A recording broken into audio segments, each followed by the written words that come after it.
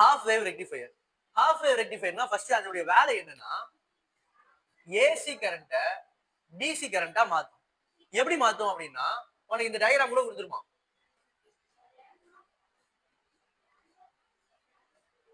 இந்த வேவ அது என்ன பண்ணும்னா எய்தர் பாசிட்டிவ் ஆர் நெகட்டிவ் ரெண்டுல ஒருத்தரை மட்டும் அனுப்புறது. சரியா?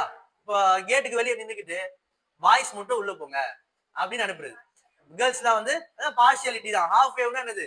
இப்ப 10 பசங்க 10 பொண்ணுங்க வராங்க அப்படின்னா நான் பாய்ஸ் மட்டும் தான் சேர்ப்பேன் அப்படின்னு பாய்ஸ் மட்டும் அனுப்புனா 10 பேர் என்ன பண்ணுவாங்க? கேர்ள்ஸே வெளியே துரத்திடுறது.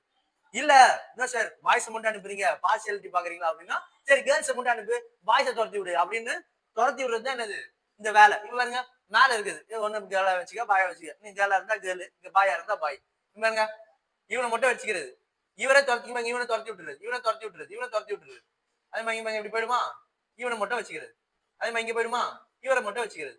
இப்படி இப்ப என்ன ஆகுதுன்னு பாருங்களேன். Positive wave positive wave positive wave positive wave மட்டும் வருது. ஆல்டர்னேட்டிவ் கரண்ட்னா என்ன? பாசிட்டிவ் வரும் நெகட்டிவ் வரும் பாசிட்டிவ் வரும் நெகட்டிவ் வரும் பாசிட்டிவ் வரும் நெகட்டிவ் வரும். இதுல பாசிட்டிவ் பாசிட்டிவ் பாசிட்டிவ். பட் இங்க வந்து ஒரு கேப் வந்து வரும். கேப் வந்து வந்துடும். அதனால நிறைய எலக்ட்ரானிக்ஸ்ல வந்து இது யூஸ் பண்ண மாட்டாங்க. ஏன்னா நடுவுல கேப் வருது இல்ல லேக் ஆகுது இல்ல கண்டினியூஸா உங்களுக்கு கரண்ட் ஃப்ளோ இல்ல. அதனால இதை நிறைய இடத்துல யூஸ் பண்ண மாட்டாங்க. பட் இந்த ஹாஃப் வேவ் ரெக்டிஃபையர்ன்றது இந்த கரண்ட் அதாவது ஏசி கரண்ட டிசி கரண்டா கன்வெர்ட் பண்றதுக்கு யூஸ் ஆகுது. இதுல என்னென்ன சார் யூஸ் பண்றாங்க? Transformer, PN junction diode, and then resistor. இவங்க மூணு பேரை வந்து யூஸ் பண்றாங்க. பாருங்க half wave diode consists of a transformer, PN junction diode and a resistor. இது மூணு இருக்கா? இது ஃபர்ஸ்ட் பாயிண்ட். அடுத்து இந்த half wave diode circuit either positive or இப்ப நான் சொன்னதுதான் either positive or the negative is rectified. ஒன்னு பாசிட்டிவா எடுத்துக்கோ இல்ல நெகட்டிவா எடுத்துக்கோ. அந்த அதர் இஸ் பிளாக். இங்க பாசிட்டிவ் எடுத்தா நெகட்டிவ் என்ன ஆயிடுச்சு? பிளாக் ஆயிடுச்சு. either positive or negative is அதை வந்து ரெக்டிஃபை பண்ணிக்கும். அதர் இஸ் பிளாக்டு அப்படின்னு சொல்லிதான் ஃபர்ஸ்ட் அந்த second point.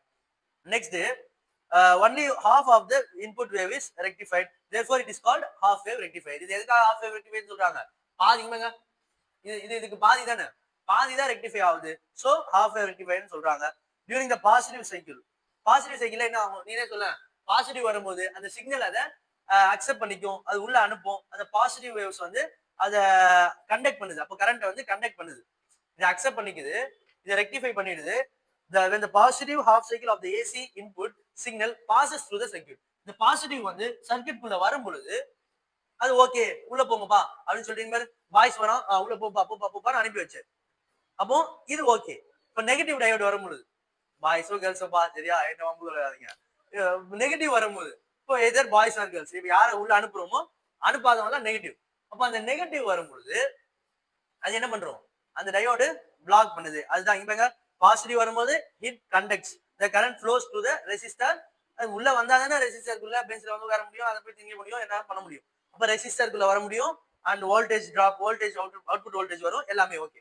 During the negative cycle வரும் பொழுது when the negative cycle of the half cycle of the AC input signal passes through the circuit, அந்த circuit குள்ள அந்த நெகட்டிவ் இன்புட் வரும்போது என்ன பண்றாங்க? now the diode is reverse bias. First வந்து forward bias வரும்போது கண்டக்ட் பண்ணுது. இப்போ ரிவர்ஸ் biasனா என்ன? திரும்ப ரிவர்ஸ்ல வருது. நெகட்டிவ் பாசிட்டிவ், இது நெகட்டிவ் வரும்போது hence no கரண்ட் வந்து கரண்டே பாஸ் ஆகாது, அது கண்டக்ட் பண்ணாது. அப்ப என்ன ஆகும்? இங்க அப்படியே blank ஆயிடும். அப்படின்றது தான் அந்த இது. ரெசிஸ்டருக்குள்ளேயும் போகாது, வோல்டேஜ் டிராப்பும் அங்க நடக்காது. அப்படின்றது தான் இந்த ஹாஃப் வேவ் ரெக்டிஃபையருடைய ஃபுல்லான கண்டென்ட். ஓகே, அடுத்த பாயிண்ட் வந்து நான் ஆல்ரெடி சொன்னதுதான். இது என்ன ஆகுது? இங்க நடுவுல கேப் வருதா? அந்த கேப் வரனால எலக்ட்ரானிக் எக்யூப்மெண்ட்ஸ்ல இது நிறைய யூஸ் பண்ண முடியாது. இது வந்து கொஞ்சம் பல்சேட்டிங், கொஞ்சம் மேல போயிட்டு அப்படி இதுவாயிட்டு மேல போயிட்டு அப்படி வர மாதிரி இருக்கனால அது என்னது? Pulsating voltage cannot be used in the electronic சர்க்யூட்னு கொடுத்திருப்பாங்க, எலக்ட்ரானிக் எக்யூப்மெண்ட்ஸ் கொடுத்திருக்காங்க. இதுக்கு எஃபிஷியன்சினா என்ன சார் அப்படின்னா, நீ வச்சு பாருங்க. நீ வந்து 70 மார்க்ஸ்க்கு எழுதுற, 70 அவுட் ஆஃப் 69 எடுத்துட்ட. சரியா? 70 அவுட் ஆஃப் 69 நீங்க எடுத்துறீங்க அப்படின்னா இது டோட்டல், இது நீங்க எடுத்தது. இது டோட்டல், இது நீங்க எடுத்தது. இங்க எஃபிஷியன்சினா என்ன? டோட்டலா என்னது? நான் ஃபர்ஸ்ட் யார் வரா? மொத்தமா வராங்க, பாய்ஸ் கேர்ள்ஸ் எல்லாம் சேர்ந்து வரான். இது என்னது? Alternating current. யாரை மட்டும் எடுத்திருக்காங்க? ஏதோ ஒண்ணு யாரோ பாய்ஸோ கேர்ள்ஸோ யாரோ ஒருத்தவங்களை மட்டும் எடுத்திருக்காங்க, அது டிசி. அப்போ எஃபிஷியன்சி இத பாருங்க, இத நம்ம இங்கிலீஷ்ல எழுதுங்க. Efficiency is the ratio of DC to AC.